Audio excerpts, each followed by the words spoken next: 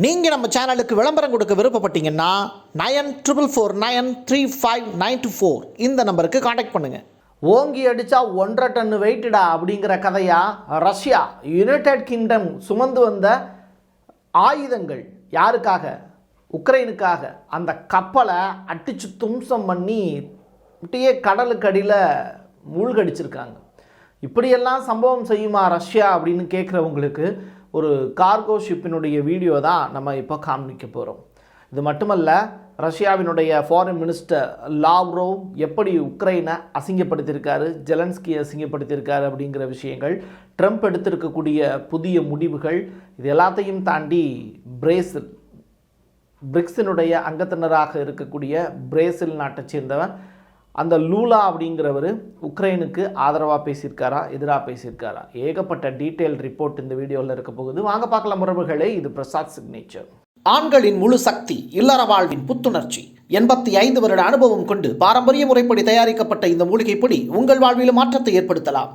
நரம்பு பலவீனம், நாட்பட்ட சுகர் போன்ற பிரச்சனைகளால் ஆண்களுக்கு ஏற்படும் பலவீனங்களுக்கு பிரத்யேகமாக தயாரிக்கப்பட்டது.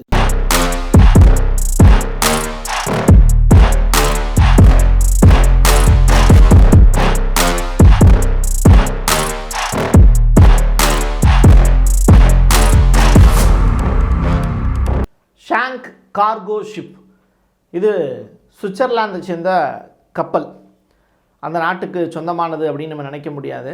ஆனால் அந்த நாட்டில் தயாரித்த ஒரு கப்பல். இது யூகேவினுடைய ஆயுதங்களை துருக்கியிலிருந்து பனாமா நாட்டு கொடியை சுமந்துக்கிட்டு சிவப்பு அண்டு எல்லோ கலரில் ஷிப்பை அமைச்சிக்கிட்டு அது அப்படியே ட்ராவல் பண்ணுது. இது எங்கே போகுது அப்படின்னு கேட்டால் உக்ரைனுக்கு போகுது. இந்த கப்பலில் இருக்கக்கூடிய மாலுமிகள்லாம் யாருன்னு கேட்டால் யூகேவை சேர்ந்தவங்க. அவங்க இந்த கார்கோ ஷிப்பில் ட்ராவல் பண்ணுறாங்க. அப்போது இந்த கப்பல் என்ன பண்ணுது அப்படின்னா ஒடிசா அப்படிங்கிற அந்த துறைமுகத்தில் லேண்ட் ஆகுது. இது லேண்ட் ஆகிற டைமும் யூகே உக்ரைனுக்கு $2.26 பில்லியன் இனாமாக தருகிறேன் அப்படின்னு சொல்லிட்டு வடிவேலு பாணியில் கொடுத்த கடனாகட்டும், இது எல்லாமே ஈவனாக நடக்குது. எப்போ யூகே $2.23 பில்லியன் அப்படின்னு உக்ரைனுக்கு நிதியை அனௌன்ஸ் பண்ணுறாங்களோ அந்த டயத்தில் ரஷ்யா என்ன பண்ணுறாங்கன்னா 2 மிசைல் அட்டாக்கை நடத்துகிறாங்க இந்த கப்பலில். இந்த கப்பலில் அந்த மிசைல் செலுத்தினாங்கல்ல, அது 2 இஸ்காண்டர் எம் பாலிஸ்டிக் மிசைலை வச்சு அட்டாக் பண்ணியிருக்காங்க. இது ரொம்ப துல்லியமான தாக்குதலாகவும் சரியாக அந்த அனௌன்ஸ்மெண்ட் நடந்த அடுத்த சில மணி நிமிடங்களில் ரஷ்யா இந்த அட்டாக்கை நடத்தியிருக்காங்க. இப்போது இது சாதாரணமான நிகழ்வா அப்படின்னு கேட்டால் யூகே உன்னுடைய அழிவு காலம் தொடங்கிருச்சு அப்படின்னு ரஷ்யா இப்போ மிரட்டல் விடுத்திருக்குங்கிறது தான் நம்ம புரிஞ்சுக்கணும். இப்போ யூகே என்ன சொல்கிறாங்க, அதில் உக்ரைனுக்கு கொடுக்கப்பட்ட ஆயுதங்கள்லாம் சுமந்து சென்ற கப்பல் அல்ல அப்படின்னு சொல்லப்பட்டாலும் யூகேவினுடைய மாலுமிகள் எல்லாருக்கும் தெரியும் அதில் யூகேவினுடைய யுனைடெட் கிங்டமுடைய ஆயுதங்கள் எல்லாமே இருந்திருக்கு அப்படின்னு. அதுவும் தெளிவாக ரஷ்யா என்ன பண்ணியிருக்காங்கன்னா அதனுடைய உள்கட்டமைப்பு இருக்குல்ல, அதில் தான் போய் அட்டாக் பண்ணியிருக்காங்க. அந்த மிசைலை கப்பலில் நகர்ந்துக்கிட்டு இருக்கக்கூடிய அந்த கப்பலில் கரெக்டாக துறைமுகத்தில் லேண்ட் ஆகியிருந்த அந்த டயத்தில் தெளிவாக எந்த இடத்த தாக்கணும் அப்படிங்கிறத குறி வச்சு அட்டாக் பண்ணியிருக்காங்க. இதில் 2 பேர் மட்டும் காயமடைஞ்சிருக்காங்க. ரொம்ப பெரிய அளவிலான அட்டாக்கா அப்படின்னு கேட்டால் அதையும் ரஷ்யாவால் நிகழ்த்தி இருக்க முடியும். ஆனால் அதை செய்யலை ரஷ்யா.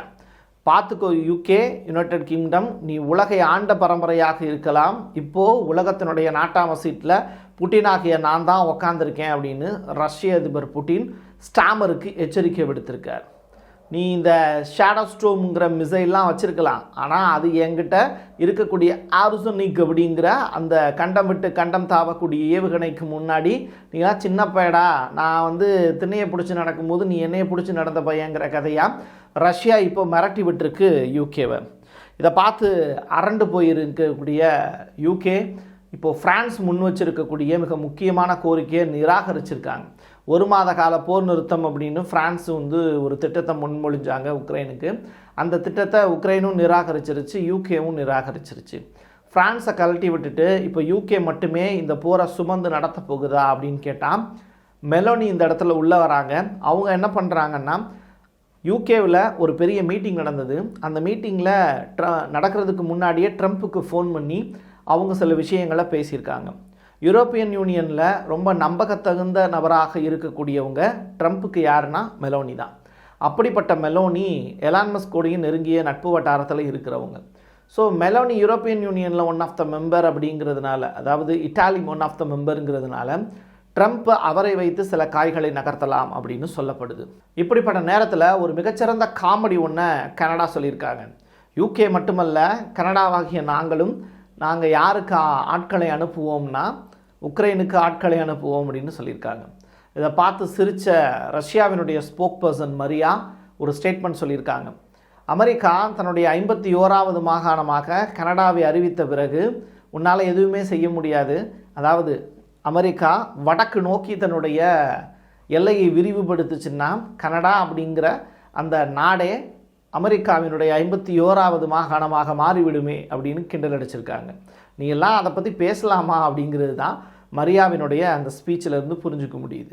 ரஷ்யாவினுடைய ஃபாரின் மினிஸ்டர் லாவ்ரோவ் இப்போ ரொம்ப கடுமையான வார்த்தைகளை உக்ரைனுடைய அதிபர் ஜெலன்ஸ்கியை நோக்கி பதிவு செஞ்சுருக்கார். ஒரு தேர்தலை நடத்த வக்கற்ற மனிதன் நீ, யூரோப்பியன் யூனியனுடைய புடவைக்கு பின்னால் போய் ஒளிந்திருக்கிறாய் அப்படிங்கிறத மட்டும் அவர் சொல்லாமல் விட்டார், அவ்வளவுதான். ஆனால் அதை விட ஸ்ட்ராங்கான ஒரு ஸ்டேட்மெண்ட்டை சொல்லியிருக்காரு. யூத மக்களுடைய எதிரி நீ அப்படின்னு ஜெலன்ஸ்கியை பார்த்து சொல்லியிருக்காரு. இந்த இடத்துல ஏகப்பட்ட விஷயங்களை நம்ம கோர்த்து பார்க்கணும்.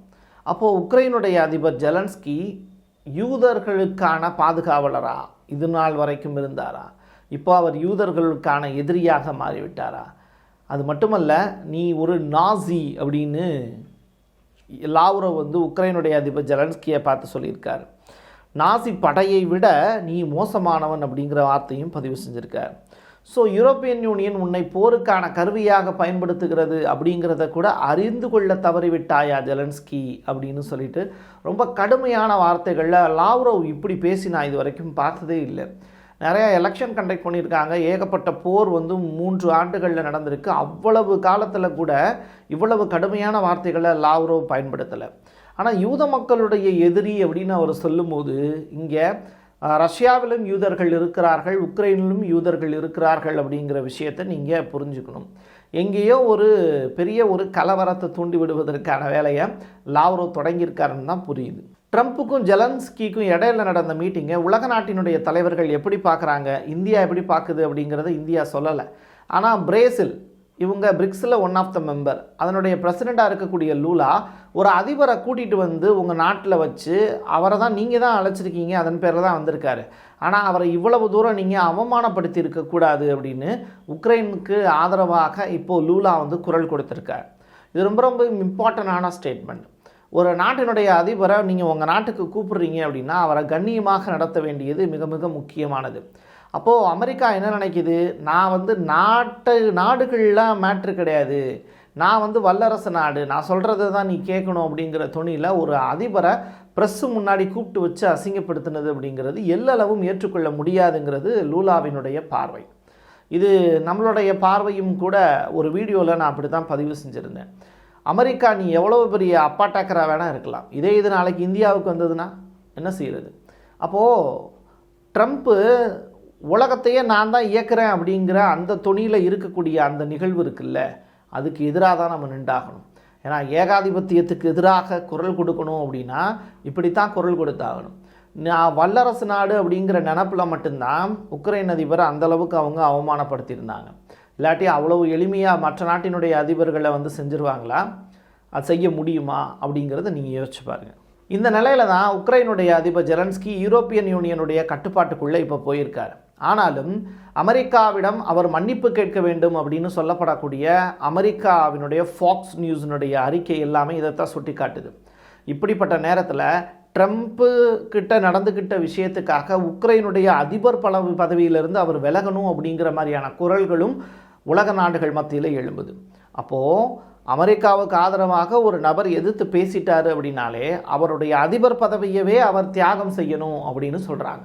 இதை ஜெலன்ஸ்கி ஏற்றுக்குவாரான்னு கேட்டால் அவர் சொல்கிறாரு, உக்ரைனை நாட்டோவில் நான் உறுப்பினராக்கும் வரைக்கும் நான் இந்த போரை நடத்துவேன், பதவியும் விலக மாட்டேன் அப்படிங்கிற சூளுரை எடுத்திருக்கார்.